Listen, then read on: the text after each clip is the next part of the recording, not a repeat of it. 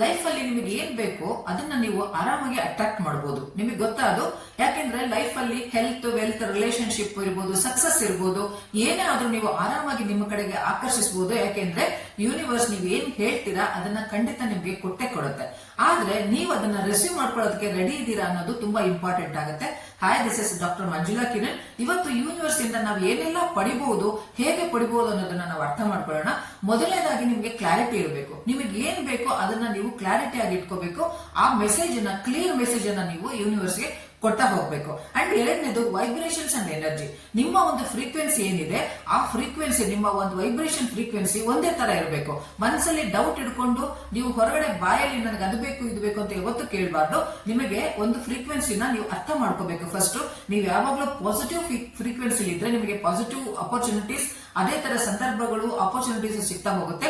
Negative ಆಗಿದ್ರೆ negative ಸಿಗ್ತಾ ಹೋಗುತ್ತೆ. ಹಾಗಾಗಿ ನಿಮ್ಮ ವೈಬ್ರೇಷನ್ ಮತ್ತೆ ಫೀಲಿಂಗ್ಸ್ ಇಲ್ಲಿ ತುಂಬಾ ಇಂಪಾರ್ಟೆಂಟ್ ಆಗುತ್ತೆ. ಮೂರನೇದು ವಿಜುವಲೈಸೇಷನ್. ನೀವೇನು ನಿಮಗೆ ಗೋಲ್ ಇದೆ, ನೀವೇನ್ ಬೇಕು ಅಂತ ಬಯಸ್ತೀರಾ ಅದನ್ನ ನೀವು ಯಾವಾಗ್ಲೂ ಡೈಲಿ ವಿಜುವಲೈಸ್ ಮಾಡ್ತಾ ಇರಬೇಕು. ನೀವು ನಿಮ್ಮ ಇಮ್ಯಾಜಿನೇಷನ್ ನಲ್ಲಿ ನೀವು ಎಂಡ್ ರಿಸಲ್ಟ್ ನ ನೋಡಬೇಕು. ನನಗೆ ಆಗ್ಲೇ ಇದು ಸಿಕ್ಕಿಬಿಟ್ಟಿದೆ, ನಿಮ್ಮ ಲೈಫ್ ಅಲ್ಲಿ ಆ ಘಟನೆ ಆಗೋಗಿದೆ ಅನ್ನೋ ತರ ನೀವು ಡೈಲಿ ವಿಜುವಲೈಸೇಷನ್ ಮಾಡಬೇಕು. ವಿಜುವಲೈಸೇಷನ್ಗೆ ತುಂಬಾ ಪವರ್ಫುಲ್ ಒಂದು ಶಕ್ತಿ ಇದೆ. ಅದು ನಿಮ್ಗೆ ಖಂಡಿತ ವರ್ಕೌಟ್ ಆಗೇ ಆಗುತ್ತೆ. ಅಂಡ್ ನಾಲ್ಕನೇದು ಗ್ರಾಟಿಟ್ಯೂಡ್ ಇಟ್ಕೋಬೇಕು.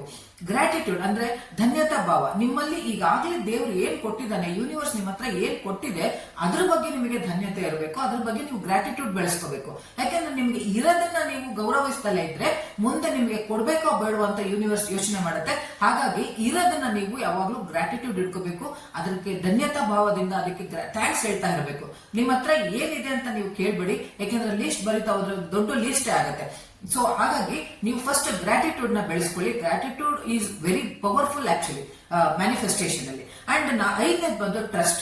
ನಿಮಗೆ 0% ನಿಮಗೆ ಯೂನಿವರ್ಸ್ ಮೇಲೆ ಡೌಟ್ ಇರಬಾರ್ದು. ನೀವು ಎಷ್ಟು ನಂಬಿಕೆ ಇಡ್ತೀರಾ ಅಷ್ಟು ಪವರ್ಫುಲ್ ಆಗಿ ನಿಮ್ಮ manifestation, law of attraction work ಆಗ್ತಾ ಹೋಗುತ್ತೆ. ಯಾಕೆಂದ್ರೆ ನನ್ನ ಲೈಫ್ ಅಲ್ಲೂ ಹಲವಾರು ಘಟನೆಗಳು ನಡೆದಿದೆ. ನನ್ನ ಓನ್ ಎಕ್ಸ್ಪೀರಿಯನ್ಸ್ ನಾನು ನಿಮಗೆ ಹೇಳ್ತಾ ಇದ್ದೀನಿ. ನಾನು ಮೊದಲು ತುಂಬಾ ಡೌಟ್ ಮಾಡ್ತಾ ಇದ್ದೆ, ಅನುಮಾನಗಳು ಇತ್ತು ನನಗೂ. ಬಟ್ ನನ್ನ ಜೀವನದಲ್ಲಿ ಆಗಿರೋ ಒಂದು ರಿಸಲ್ಟ್ ನೋಡಿದ್ರೆ, ನಾನು ಒಂದು ಪಡೆದಿರೋ ಒಂದು ರಿಸಲ್ಟ್ಸ್ ನೋಡಿದ್ರೆ ನನಗೆ ಯೂನಿವರ್ಸ್ ಮೇಲೆ ಮತ್ತೆ ಲಾ ಆಫ್ ಅಟ್ರಾಕ್ಷನ್ ಮ್ಯಾನಿಫೆಸ್ಟೇಷನ್ ಮೇಲೆ ಒಂದು 0% ಕೂಡ ನನಗೆ ಅಪನಂಬಿಕೆ ಇಲ್ಲ.